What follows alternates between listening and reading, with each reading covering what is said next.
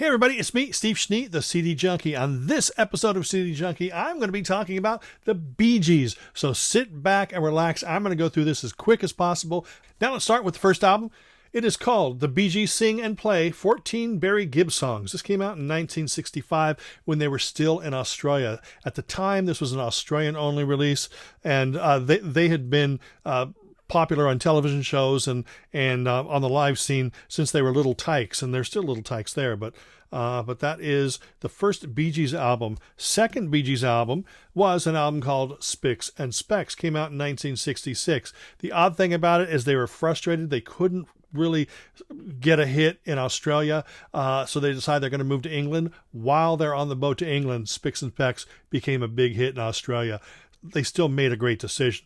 Now, in 1967, also an Australian album, this was called Turn Around, Look at Us, The Bee Gees. This was a compilation that was going to capitalize on their success that was just about to happen with the 1967 album called Bee Gees First. This is the album that has New York Mining Disaster, To Love Somebody, Holiday, and this version here is the expanded 2-CD deluxe edition. That was followed in 1968 by the album Horizontal, and the songs that you would know off of this, the hits, were Massachusetts, World, and The Sun Will Shine, and it is a great song. This, of course, is another expanded edition. Now, of course, when I say you would know, I'm not talking to the Bee Gees fanatics. I'm talking about the casual fans that may have heard stuff growing up or maybe have a greatest hits or a best of. The next album was called Idea. That came out in 1968. That has I've Got to Get a Message to You, I Started a Joke, which was really the first time I really heard the Bee Gees, really understood that the Bee Gees existed. And this, of course, is an expanded edition there. The next album was kind of going to be their, let's say, Sgt. Pepper, per se. It didn't quite work out that way, but it's still a fantastic album. The album is called Odessa, and this is the 3-CD version in the felt box. It is really wonderful once you give it a few listens. It's not as poppy as the early ones. It's really a testament to their talents. It's fantastic. But because of the frustrations behind this 1969 album, it broke the Bee Gees up. Essentially, Robin went solo, and Barry and Morris continued as the Bee Gees, and they put out the album called Cucumber Castle. That came out in 1970, and that's a great release. Now, I'm not going to be showing solo releases here, but I did want to show sort of a companion CD to this. Now, this is, like I said, Barry and Morris Gibb, because Robin had left the band. Now, there is a 3-CD set out here called Saved by the Bell, and it contains Robin's Reign, which was his album that he put out at that time. So, in fact, this 3-CD set contains all the recordings that he made without Barry and Morris. But let's get back to the Bee Gees.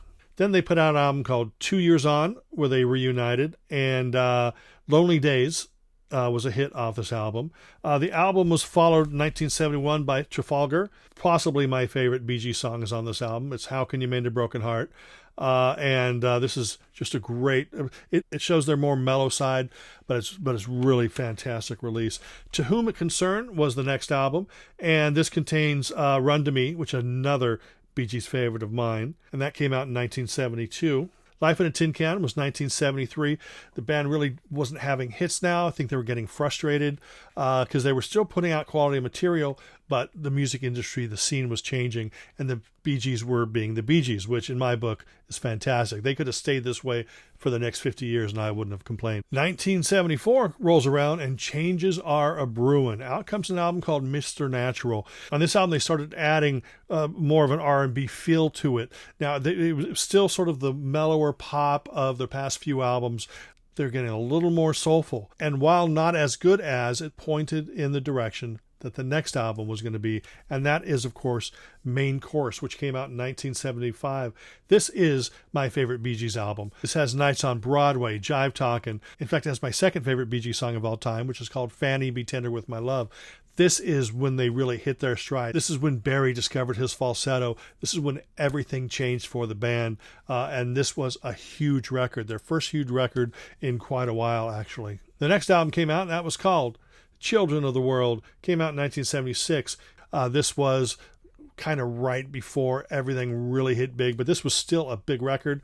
But then along came this album, and of course they did their songs on this, and they became huge. Then they became, and I've just gone through 10 or 11 years of great releases, and this is all that people associate them with, which is fine because it made them huge megastars. The next album, of course, was Spirits Having Flown, and that contains Too Much Heaven, Tragedy, Love You Inside Out, lots of great stuff. Again, this is them riding that sort of disco train all the way to the bank. Now, you may have noticed that I forgot to mention Sgt. Pepper's Lonely Hearts Club Band soundtrack. No, I didn't forget to mention it. Anyway, one thing I did want to bring up was these albums are all combined into one box set called 1974 to 1979, and you also get a bonus disc called The Miami Years, which features all the songs from the soundtrack to Saturday Night Fever that the Bee Gees did. Plus, it's got another song called It Doesn't Matter Much to Me, which is a B-side, which is fantastic, in my top 10 Bee Gees songs. 1981, out comes Living Eyes. This was kind of the end of their massive popularity. Still a great album. Living Eyes, of course, the title track. My favorite song on this is Don't Fall in Love with Me. And this is a great album, but they're moving away from disco. So it was a very confusing time.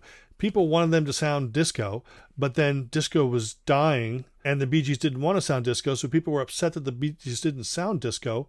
So it was just a rough time. So I believe the next time you heard from the Bee Gees was 1983, and that's the soundtrack to Stayin' Alive, where they submitted some tracks. Obviously, it wasn't as successful as Saturday Night Fever, but some of these songs are really great. So in 1987, they make a huge comeback in the UK with an album called ESP. And one of their best singles, You Win Again, is on this, but so is the title track and Crazy for Your Love. This is really a great album. It didn't do that well in the US, probably because, the whole Bee Gees disco thing. But in Europe, they knew great music. And this was actually the beginning of the revival of their career.